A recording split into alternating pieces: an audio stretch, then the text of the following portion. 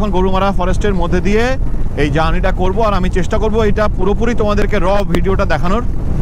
মানে প্রায় 11টা বাজতে যায়, আর আমরা এখানে দাঁড়িয়েছিলাম বেথুয়াডা হরির একটু আগে। দুটো বাইকের ডিস্টার্ব হয়েছিল, সেই দুটো বাইককে সারিয়ে আনা হলো। আর আমাদের তো এখান থেকে এখন দড়ি জোগাড় করে গাড়িটার সাথে দড়ি লাগিয়ে টো করা হচ্ছে। Good morning from Lataguri Banabihari resort. তো গতকালের এপিসোডে তোমরা দেখেছিলে আমরা লাটাগুড়িতে এই রিসর্টে এসে পৌঁছেছিলাম সন্ধ্যেবেলা। তো তারপর আর ভিডিও কন্টিনিউ করিনি, কারণটা হচ্ছে আজ সকাল, এখন বাজে হচ্ছে 6টা, আর আমরা পুরোপুরি রেডি। জাস্ট একটু পরেই আমরা এখান থেকে বেরিয়ে যাব, কারণ আজকে আমাদের গন্তব্য কিন্তু কলকাতা। তো যে যার নিজের বাড়িতে আজকে ফিরে যাচ্ছি, মনটা একটু ভারাক্রান্ত। সবাই আসলে এতদিন কাটানোর পর আজকে সবাই মিলে আবার যে যার বাড়িতে ফিরে যাব, যে যার নিজের কাজে, নিজের জীবনে, ব্যক্তিগত জীবনে ফিরে যাব। তো যাই হোক, এটাই তো রাইডের পার্ট। আবার নতুন করে রাইড শুরু হবে, একটা রাইড শেষ হচ্ছে, একটা রাইডের প্ল্যানিং হচ্ছে। তো ঠিক আছে, কোনো ব্যাপার না। এখন ঘড়িতে বাজে মোটামুটি 6টা, আর আমরা জাস্ট একটুখানি চাটা খাবো, ব্রেকফাস্ট করবো না, অনেক লেট হয়ে গেছে অলরেডি। করে গাড়িগুলো সব আমাদের রেডি হচ্ছে, দেখতে পাচ্ছ, আশা করছি গাড়িগুলো সব আমাদের রেডি হচ্ছে। তো রেডি হয়ে গেলে আমরা এক্ষুনি ড্রেস আপ করবো আর এখান থেকে বেরিয়ে যাব। তো চলো, এরপর দেখা হচ্ছে গোপ্রো মোডে। আজকে এই লাস্ট ডে, আর আমরা এখন লাটাগুড়ির বনবিহারী রিসর্ট থেকে সবাই মিলে একসাথে বেরোচ্ছি। সবাই একটু ছবি টবি তুললাম একসাথে, একটু সবাই সবার সাথে আলিঙ্গন করে নিলাম। আর এবারে আর কোথাও দাঁড়ানো নেই, আস্তে আস্তে করে আমরা সব বাড়ির দিকে এগিয়ে যাবো। হ্যাঁ, দাঁড়ানো বলতে যেরকম স্টপেজ আসবে, সেরকমভাবে সবাই টুকটাক দাঁড়াবো। পেট্রোল ভরতে হবে, খাওয়া দাওয়া করতে হবে, সবই তো হবে। তো যাই হোক, চলো এবারে সোজা বাড়ির পথে এগিয়ে যাই। অনেক ঘোরাঘুরি হলো, এবার অনেক কাজ, অনেক দায়িত্ব অপেক্ষা করছে, সেগুলো তো এবারে গিয়ে কমপ্লিট করতে হবে। তো এবারে আমরা আস্তে আস্তে বাড়ির পথে এগিয়ে যাই। আমার ছিল মোটামুটি ফিউল, তাও আমি আগের দিনের মতন রিস্ক নেইনি, পুরোপুরি ফিউল আপ করে নিয়েছি। তো এখান থেকে আমার বাড়ির ডিস্টেন্স দেখাচ্ছে 650 কিলোমিটার্স, মানে পুরোপুরি 650 কিলোমিটার্স। তো গুগল তো দেখাচ্ছে 14 ঘন্টা সামথিং লাগবে খালি রাস্তায়। তারপর আমাদের ব্রেকফাস্ট আছে, লাঞ্চ আছে, বা মাঝে মাঝে 2-4 বার ব্রেক আছে। তো সব কিছু মিলিয়ে আজকের জার্নিটা কিন্তু বিশাল একটা লং জার্নি হতে চলেছে। তো জানি না সেটা 14 ঘন্টাটা কোথায় গিয়ে দাঁড়াবে, 15-16 ঘন্টা নাকি জানি না। বাট চেষ্টা করবো যতখানি টানা যায়। খুব জোরে তো চালানো যাবে না এই রাস্তায়, তো সাবধানে সবাই আস্তে আস্তে করে এগিয়ে যাই। দেখতে হবে সবাই মিলে, যেহেতু গ্রুপে আছি, কোনো অসুবিধা নেই, পরপর সব লাইন আপে গাড়ি আছে। তো এখন আস্তে আস্তে করে আমাদেরকে বাড়ির দিকে এগিয়ে যেতে হবে। আর মাঝ রাস্তায় তো পুরো ফরেস্ট এরিয়া, রাস্তা খুব সুন্দর, বাট একটু দেখে চালাতে হবে, কারণ এখানে ওয়াইল্ড অ্যানিমালস কিন্তু মাঝে মাঝে রাস্তা পারাপার হয়। যেটা দেখানোর জন্য তোমাদের ক্যামেরাটা অন করলাম সেটা হচ্ছে, দেখো আমার জাস্ট দুপাশে চা বাগানটা দেখো, দেখতে পাচ্ছ তো কি দারুণ লাগছে। অনেক দিনের ইচ্ছে ছিল এরকম একটা চা বাগানের মাঝখান দিয়ে রাইড করব, তো সেই সুযোগ তো পেয়ে উঠছিলাম না। বাট এই রাইডে কিন্তু সেই সুযোগটা খুব ভালো মতন পেয়েছি এবং সেটা ইউটিলাইজও করছি। দেখো আমার দুধারে একদম সুন্দর চা বাগান, আর মাঝখান দিয়ে এরকম একটা কালো কুচকুচে ঝকঝকে রাস্তা। আর বলতে বলতেই দেখো এখানে গন্ডার ফন্ডার অনেক কিছু আছে। যাই হোক, গরুমারা ন্যাশনাল ফরেস্ট শুরু হলো, আর আমরা কিন্তু এখন গরুমারা ফরেস্টের মধ্যে দিয়ে এই জার্নিটা করব, আর আমি চেষ্টা করব এটা পুরোপুরি তোমাদেরকে র ভিডিওটা দেখানোর। দেখো এত সুন্দর সুযোগ খুব কম মানুষের কপালেই আসে। তো আমি নিজেকে, এই দেখো এলিফ্যান্ট ক্রসিং জোন, তো আমি নিজেকে এই মুহূর্তে লাকি মনে করছি, কারণ গরুমারা ফরেস্টের মধ্যে দিয়ে গাড়ি চালানোর যে আমার বহুত দিনের ইচ্ছে ছিল, আলটিমেটলি সেটা ফিল হলো। তো আমি যেহেতু ব্লগ করছি বা মানে ভিডিও করছি, তার জন্য একটু স্লো যাচ্ছি, কিন্তু আমার আগের লোকজন তো একদম উড়িয়ে নিয়ে চলে যাচ্ছে। কি দরকার বাবু, এত সুন্দর জঙ্গলের মধ্যে একটু রাইডটা এনজয় করে নাও, এরপর তো খালি হাইওয়ে আর হাইওয়ে। আহা হা হা হা হা, কি সুন্দর, ও ফ্রেশ অক্সিজেন। এই গরুমারাতে কিন্তু আমি আগে থেকেছি, এসেছি, জঙ্গল সাফারি করেছি, জিপ সাফারি যেটা হয়। তো গরুমারার সঙ্গে কিন্তু আমি বেশ পরিচিত, ডুয়ার্সে আমি আগেও এসেছি, ভিজিট করেছি। তো কিন্তু আজকের ডিফারেন্সটা হচ্ছে যে আজকের রাইডে কিন্তু আমি নিজের বাইক নিয়ে এসে রাইড করছি, যেটা কিন্তু এর আগে কখনো হয়নি। এর আগে আমি এসেছি ভাড়া করা গাড়িতে, কিন্তু বন্ধু ভাড়া করা গাড়িতে কিন্তু সেই আনন্দ নেই যে আনন্দ নিজের গাড়িতে চালিয়ে, নিজের গাড়িতে রাইড করে, নিজের গাড়িতে ঘুরে বেরিয়ে আছে। তো তার জন্যই বলছি যে যদি সুযোগ হয়, হয়তো খুব দূরে দরকার নেই, বাট যদি সুযোগ হয় কখনো অবশ্যই নিজের গাড়ি নিয়ে এসো, নিজের গাড়ি চালাও। এইসব রাস্তায় নিজের গাড়ি চালানোর মজা আলাদা, দারুণ লাগছে, দারুণ। উফ, আর দেখো চারিদিকে কি সুন্দর ফুল ফুটে আছে। কি যেন ফুলটার নাম আমি ঠিক মনে করতে পারছি না, সাদা রঙের। করবি তো নয়, এটা কাঞ্চন, রাইট, কাঞ্চন ফুল ফুটে আছে চারিদিকে। মানে এটা হয়তো সিজন হতে পারে, কারণ আমি দুদিকেই দেখতে পাচ্ছি মাঝে মাঝে কাঞ্চন ফুল ফুটে রয়েছে। ও বেশ লম্বা, অনেকখানি লম্বা জঙ্গলটা। এলিফ্যান্ট ক্রসিং জোন জায়গায় জায়গায় লেখা আছে, যাতে কিনা সবাই একটু সাবধানতা অবলম্বন করে গাড়ি ড্রাইভ করে।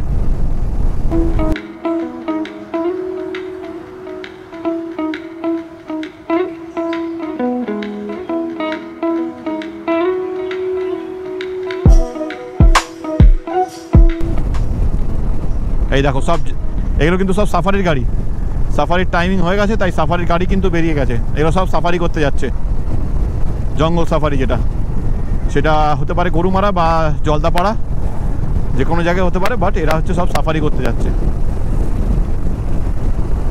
তবে আমি একটা কথা বলবো, যদি তোমরা সাফারি করতে চাও, বেস্ট টাইমিং কিন্তু শীতকালে কিন্তু, কারণ বর্ষাকালে তো জানোই যে বর্ষাকালে বন্ধ থাকে, যেহেতু ওয়াইল্ড অ্যানিম্যালদের ব্রিডিং সিজন থাকে, তার জন্য পুরোপুরি বন্ধ থাকে।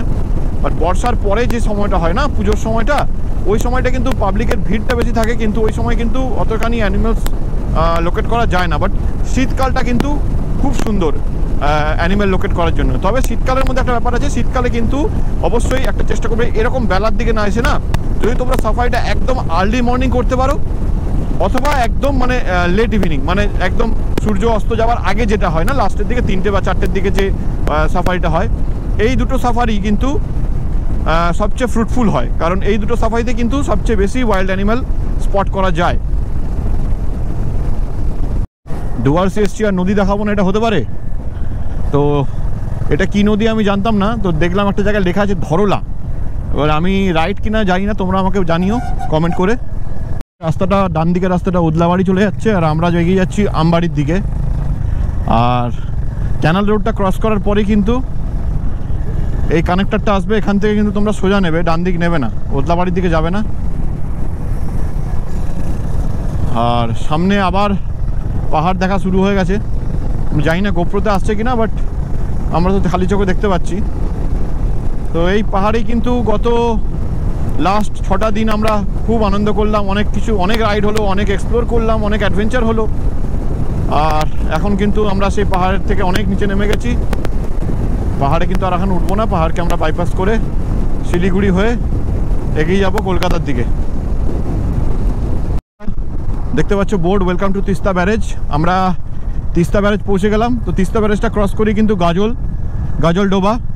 এই যে দেখতে পাচ্ছ তিস্তার জল, দেখো এখন একদম জল নেই, ফাঁকা। ডান দিকটা, বাঁ দিকে না, ডান দিকে অনেক জল আছে, ডান দিকে জল আছে, বাট আগের মতন নেই। আর বাঁ দিকটা দেখতে পাচ্ছ, এই তিস্তা ব্যারেজ দিয়ে কিন্তু জল বাংলাদেশে যাচ্ছে। তো এই তিস্তা ব্যারেজ পার করে হচ্ছে গজলডোবা। তো আমরা গজলডোবাতে দাঁড়াবো, দাঁড়িয়ে একটু ব্রেকফাস্ট করবো, করে তারপর আবার আমাদের জার্নি কন্টিনিউ করব। তো গজলডোবায় ব্রেকফাস্ট করে আমরা আবার স্টার্ট করলাম। টাইম এখন 10টা 15। দেখা যাক আজকে আমরা বাড়ি পৌঁছতে কটা বাজে। চেষ্টা করব যতখানি পারা যায় এবারে এক স্টেজে টেনে দেওয়ার, কারণ ব্রেকফাস্টটা মোটামুটি সবাই ভারী করে নিয়েছে। এখন আর কোথাও আপাতত দাঁড়ানোর ইচ্ছে নেই, যতটা পারা যায় ততটা আমরা এখন এগিয়ে যাব। পেছনে বাকি টিম আসছে, ওদের একটুখানি লেট হবে। আর পাশে ক্যানালে জল দেখো কত, বাপরে এত জল ক্যানালে এখন এই সময়। আর এই যে উপর দিয়ে ব্রিজ, এটা নিশ্চয়ই রেল ব্রিজ, হ্যাঁ রেল ব্রিজ আছে। আমরা সূর্যপুর টোল প্লাজা পৌঁছে একটু টি ব্রেক নিলাম, তো দেখতে পাচ্ছ সবাই এসে গেছে, তো টি ব্রেক কমপ্লিট। এবারে আবার এখান থেকে স্টার্ট করব। নেক্সট স্টপ আমাদের হবে হয়তো রায়গঞ্জ বাইপাস, তার আগে আর কোথাও দাঁড়াচ্ছি না। তো চলো এবার এগোই।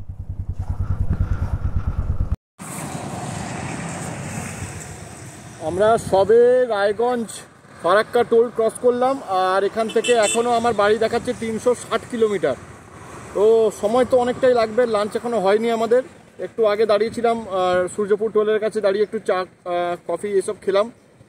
তো এখন দেখি মালদা বাইপাস ঢুকবো, ঢোকার পর ভাবছি যে লাঞ্চটা করে নেব। টিম পুরো পেছনে আছে, টিম আসছে, সামনে একজন আছে, আমিও চলে এসেছি তার জন্যই।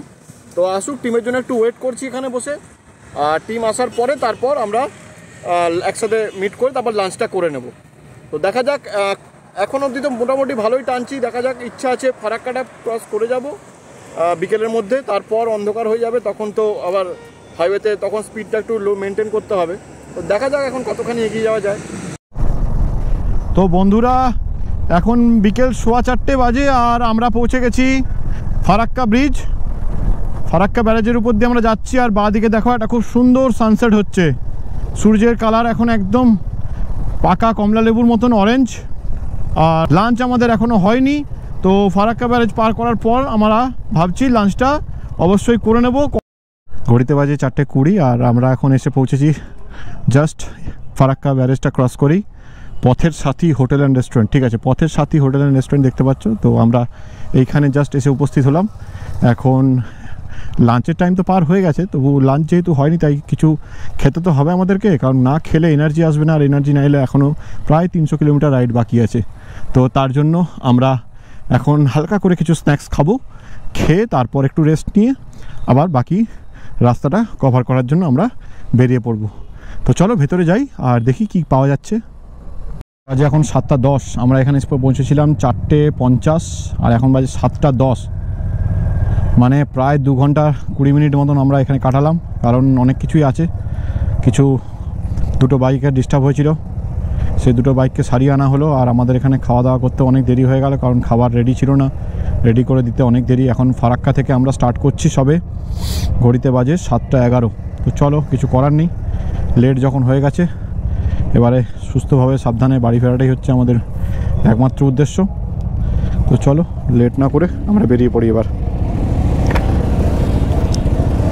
বাজে রাত্রি 10:50, মানে প্রায় 11টা বাজতে যায়। আর আমরা এখানে দাঁড়িয়েছিলাম বেথুয়াডাহরির একটু আগে, মায়ের আশীর্বাদ হোটেল অ্যান্ড ধাবা আছে এইখানে। আমরা দাঁড়িয়ে একটু চাটা খেয়ে নিলাম, টুকটাক বিস্কিট কেক টেক খেলাম। তো খিদে তো এখন আর পাচ্ছে না, ঘুমও পাচ্ছে না। তো এখনও মোটামুটি 150 কিলোমিটার মতন বাকি আমাদের বাড়ি, সময় প্রায় 3 ঘন্টা মতন লাগবে। তো চলো আর এবার এগোই, কারণ আস্তে আস্তে করে এবার কিছু বাড়ি যেতে থাকবে, আর আমরা আমাদের বাড়ির দিকে এগিয়ে যাব। জাস্ট কৃষ্ণনগর টোলটা পার করে ঢুকেছি। তো এবারে চলো আর দেরি না করে বেরিয়ে যাই, সবাই স্টার্ট দিচ্ছে। তো বন্ধুরা দেখতে পাচ্ছ আমাদের ঘড়িতে এখন বাজে 2:31। এত রাত হওয়ার আমাদের কথা ছিল না, অনেক আগেই আমরা বাড়ি পৌঁছে যেতাম, কিন্তু আসলে আমাদের সাথে টুকটাক কিছু সমস্যা চলছে। কারণ এই সামনে দেখছো একটা হিমালয়ানে খুব প্রবলেম হচ্ছে সন্ধ্যা থেকেই। তো মাঝে মাঝে স্টার্ট হচ্ছিল না, আবার স্টার্ট হচ্ছিল, কিছুটা করে গিয়ে বন্ধ হয়ে যাচ্ছিলো। বাট এখন গাড়িটা কিছুতেই স্টার্ট হচ্ছে না। প্রায় লাস্ট 100 কিলোমিটার বেশি মৃগঙ্কদা ওই বাইকটাকে পায়ে করে ঠেলে নিয়ে এসছে। তো এখান থেকে এখন দড়ি জোগাড় করে গাড়িটার সাথে দড়ি লাগিয়ে টো করা হচ্ছে। তো সেই জন্য আমরা কিন্তু প্রত্যেকটা গাড়ি, ওই সামনের দুটো গাড়িকে ঘিরে নিয়ে যাচ্ছি, প্রায় স্কট করে নিয়ে যাচ্ছি। আর এখন ওই বাইকটাকে দড়ি দিয়ে কোনো রকমে টো করে নিয়ে যাওয়া হবে, প্রায় আরও সামনে 50 কিলোমিটার মতন নিয়ে গেলে সুজয়দার বাড়ি অবধি। তো সুজয়দার বাড়িতে ঢুকে গেলে তারপর আমরা ওখান থেকে আমাদের নিজেদের বাড়ির উদ্দেশ্যে স্টার্ট করব। তো রাইডে বেরোলে এরকম টুকটাক খুচখাচ ঘটনা কিন্তু ঘটতেই থাকে। তো এগুলোতে টেনশন নেওয়ার কিছু নেই, আর মানে এগুলো নিয়ে ঘাবড়ানোরও কিছু নেই, কারণ এগুলো রাইডেরই একটা পার্ট। আমাদের প্রত্যেকটা রাইডেই কিছু না কিছু এরকম ঘটনা ঘটে থাকে, আর এই ঘটনাগুলোই কিন্তু আমাদেরকে অনেক কিছু নতুন জিনিস শেখায়। যে দেখো একটা গ্রুপ রাইডের মাহাত্ম্য কিন্তু এখানেই। আজকে একা হলে কিন্তু আজকে ছেলেটাকে রাস্তায় দাঁড়িয়ে থাকতে হতো সারা রাত বাইক নিয়ে, হ্যাঁ, ফাঁকা রাস্তা হাইওয়েতে। বাট এই গ্রুপ আছে বলে আজকে কিন্তু সবাই মিলে একসাথে গাড়িটাকে আমরা রিকভার করে নিয়ে যাচ্ছি। তো সেই জন্য বললাম যে রাইড একটা এমন জিনিস যে এই রাইডে বেরোলে কিন্তু মানুষের ডিসিশন মেকিংয়ের ক্ষমতা বাড়ে, হ্যাঁ, উপস্থিত বুদ্ধি বেরোয়, কীভাবে কোনো সমস্যাকে হ্যান্ডেল করবে, কীভাবে ট্যাকেল করবে, সেই বুদ্ধিগুলো কিন্তু মানুষের মধ্যে আপডেটেড হয় কিন্তু এইসব রাইড করলেই। যতক্ষণ না তুমি রাস্তায় বেরোচ্ছ, যতক্ষণ না তুমি সমস্যার সম্মুখীন হচ্ছ, ততক্ষণ কিন্তু তুমি সমস্যা থেকে বেরিয়ে আসার উপায় খুঁজে পাবে না। তাই জন্য সব সময় মাথায় রাখতে হবে এই জিনিসগুলো খুবই দরকারি, এবং সবসময় একে অপরের পাশে থাকা, এটাই আমাদের রাইডিং কমিউনিটি, আমাদের বাইকিং ব্রাদারহুডের একমাত্র লক্ষ্য হওয়া উচিত। তো বন্ধুরা, ফাইনালি নানা রকমের ঘটনা ঘটার পর আমরা কিন্তু নিজেদের বাড়িতে পৌঁছে গেলাম। আমি জাস্ট বেলেঘাটা বিল্ডিং মোড় বাইপাসে আছি, এর পরের স্টপেজটাই আমার চিংড়িঘাটা। তো আমি ওখান থেকে ঢুকে যাব, আর দাদারা এখন সোনারপুর অবধি যাবে। তো যাই হোক, খুব মানে ঘটনা নানা রকমের অনেক কিছু ঘটলো। খুব ভালোভাবে আমাদের ট্রিপটা কমপ্লিট হলো, খুব ভালোভাবে আমরা সব কিছু ঘুরলাম। আর আমাদের ইস্ট সিকিম সিরিজ কিন্তু এখানেই শেষ হয়ে যাচ্ছে। আশা করি এই সিরিজের প্রত্যেকটা ভিডিও তোমরা দেখেছো এবং তোমাদের খুবই ভালো লেগেছে। আর যদি সত্যি ভালো লেগে থাকে তাহলে অবশ্যই কিন্তু একটু লাইক করো, বন্ধু বান্ধব ফ্যামিলি মেম্বার সবাইকে শেয়ার করো, আর কমেন্ট করে জানিও আমাকে কেমন লাগলো। আর নতুন হয়ে থাকলে চ্যানেলে অবশ্যই চ্যানেলটাকে কিন্তু সাবস্ক্রাইব করে দিও, আর বেল আইকনটা টিপতে ভুলবে না, ঠিক আছে? তো চলো, আশা করি তোমাদের সঙ্গে আবার নতুন ভিডিওতে, নতুন কোনো ব্লগে আবার দেখা হবে। তো চলো, tata, take care, good night. হ্যাঁ দাদা, গুড নাইট, গুড নাইট। হ্যাঁ হ্যাঁ হ্যাঁ হ্যাঁ, আবার দেখা হবে, টাটা।